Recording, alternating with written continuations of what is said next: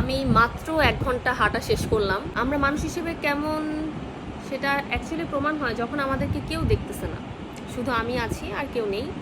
এবং সেই সময় আমরা কি করি সেটাই কিন্তু আমাদেরকে ডিফাইন করে, বা পার্সন হিসেবে আমরা অ্যাজ এ পার্সন কেমন সেটাকে ডিফাইন করে।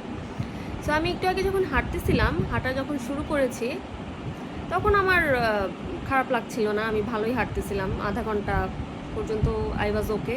বাট যখন 45 মিনিটস হয়েছে তখন আমার মনে হচ্ছিল যে আর ভালো লাগতেছে না হাঁটতে, একটু প্যারা লাগতেছিল। But I was committed two myself যে আমি 1 ঘন্টাই হাঁটবো। দ্যাটস ওয়াই আমি কিন্তু 45 মিনিটসে কুইট করি নাই, বন্ধ করি নাই হাঁটা। আমি আরও 15 মিনিটস নিজেকে মোটিভেট করছি হাঁটার জন্য এবং কন্টিনিউ করছি হাঁটা। দেন আমি 1 ঘন্টা টোটাল হেঁটেছি।